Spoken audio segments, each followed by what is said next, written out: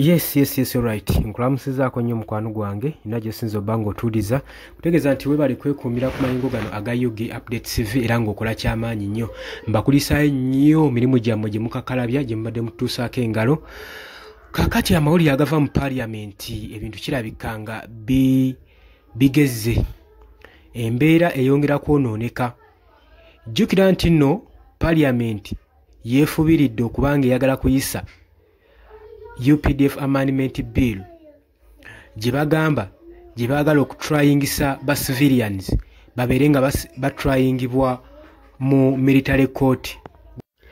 Kaakati okusinziira ku mubaka w'e Nakaseke Central Alan Mayanja avuddeyo n'agamba n'ayambalira gavumenti ya Mwami Yoweri Kaguta Museveni n'agamba nti nno sirabanga ku mulembe nga guno ogutaswala, sirabanga ku gavumenti etaswala ng'eno. Gavumenti egezezzaako okuba ng'epushinga UPDF Amendment Bill mu Parliament esobole okuba ng'eyisibwa era nga gavumenti eri mu gipushinga.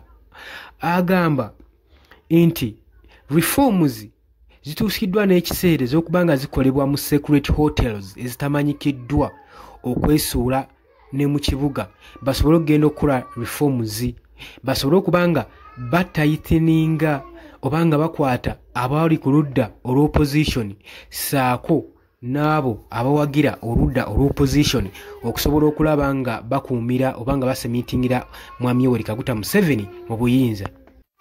Alan Mayanja omubaka w'e Nakaseke Central agamba ebbiiru eno amendment bill eno tukimanyi bulungi nnyo nti gavumenti yeri mu gipushinga, yeri mu gyongerayo n'ogiteekamu amaanyi okusobola okulaba ng'eyisibwa mu paaliyamenti gwe mukwano gwange ali eyampuliriza. Kigambibwa era agava mu nkuubo nti ababaka abamu aba paaliyamenti balabikiddwako nga batindiga eŋŋendo okugenda mu secret hotels gye bagenza okuba nga bakolera reforms okusobola okulaba nga bapushinga etteeka lino liyisibwe.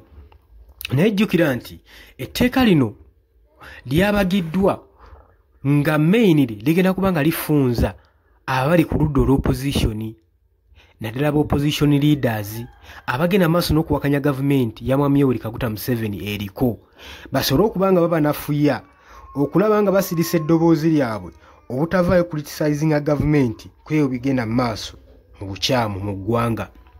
Y'ensonga waaki baagala bbiiru eno eyisibwe basobole okuba nga bawadde military court obuyinza n'amaanyi ne authority okulaba nga batandika okuba nga bakwata ba civilian nga babatwala nga babasozesa mu military courts. Wabula we tubaddeko ku makya Anthony General Kiwanuka Kiryowa avuddeyo n'akoowoola ba MPs abaka ba Parliament n'abagamba nti nno mumeekinge sure nti temulobera mu bbiiru eno ng'eyisibwa, wabula kye muba mukola singa mubeera nga mutendewaliddwa mubagambe baprovidingeko ekyokubanga bateekawo identification ku equipments zonna eza Uganda People's Defence Force nga weba mundu bagitaddeko erinnya lyoyo agenda okuba nga agisitula. Buli kyakulwanyisa kibeereko n'ensuubiko identification basobole omumanya nti nno kino ekyokulwanyisa kya UPDF kyawa. Wekiba nga kya UPDF bateeka okubawo obukiiko obunoonyereza nti kyatuuse kitya mu basiviliani ate nga kibadde kirina kubeera ku sayidi eri endala. Okwo kwonna okunoonyereza kuba kwetaaga ne kubeerawo kijja kuba kiraga obwerufu n'obulongeefu obutonotono bwe banaabongedde mu bbiiru eno eya UPDF Amendment Bill okusobola okulaba nga baprotectinga ba civilian. Wabula ate ye Alan Mayanja agamba nti nno kyewuunyisa okuba etteeka nga buli muntu akiraba n'okiraba nti kwegamba lidesigningiddwa okutuntuza bannayuganda bannansi baleme kuddamu kwetaaya n'okusobola okukuumira gavumenti eno eya Mwami Yoweri Kaguta Museveni mu buyinza watali wadde ginyeenyaako, kubanga oyo yenna anaagezaako ginyeenyaako tewajja kubeerawo kamukugira mwesuula wa bbali okubanga si obanga etteeka erya military terimukwata. Kitegeeza buli anaavayo ng'awakanya gavumenti etteeka erya military lijja kuba nga limukwata. Jjukira nti nno ebimu ku biri mu tteeka lino wadde tebannali kusaba okulira ditegeera nti ekisookera ddala lijja kuba liwa obusobozi n'omwaganya military court okukwata civilian yenna omuwozesa mu kooti yaabwe. Anaasangibwa yenna mu kyambalo ekyekuusa ku ky'amagye wakwatibwa atwale mu military court. Oba oyambadde kawunda suuti anaayambala engato zonna nga zeekuusaako ku za poliisi, awo naye alina kukwatibwa. Kino ekintu kibasumbuye nnyo omutwe ekya National Unity Platform okubanga bambala red beret, okubanga bambala uniform yaabwe myufu. Kati ebalumye omutwe, tebaagala wabeerewo identification eri abawagizi b'ekibiina kino ekya National Unity Platform, kubanga kijja kulaga nnyo sayidi emu nti yeekubidde, abannansi nga beekubidde sayidi emu. Y'ensonga lwaki olaba nga bagenda mu maaso n'okulwanyisa ekyambalo kino ekya National Unity Platform okusobola okulaba nga bakijja ku political landscape. Ate era y'ensonga lwaki ne bbiiru eno eya UPDF eyisibwa kutaawuluza kyambalo kino ekya National Unity Platform bakibajjeko basobole okuba nga balina bye babafunziza. Newankubadde bayisa etteeka lino, emabega waavayo minisita omu eyabagamba nti lwaki Minister of Defence tavaayo n'alambika yunifoomu z'amagye ze bateekeddwa okwambala.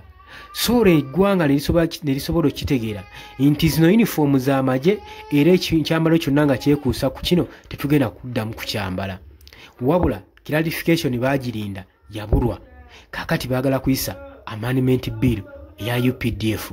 Wabula njagala okutegeeza nti bino byonna bigendereddwamu okunafuya munnansi okusobola okulaba nga toli critical ku bintu byonna ebikyamu by'oba olabye ebigenda mu maaso mu Uganda oba mu gavumenti ya Uganda. Wabula agenze maaso n'okukoowola bannayuganda nti Uganda weetuuse tiyeetaaga ssala busaala. Essaala nga yo busaala temala kubanga ennyulula Uganda gye yattubirira. Abagamba nti nno kisaanidde bannansi ne muvaayo.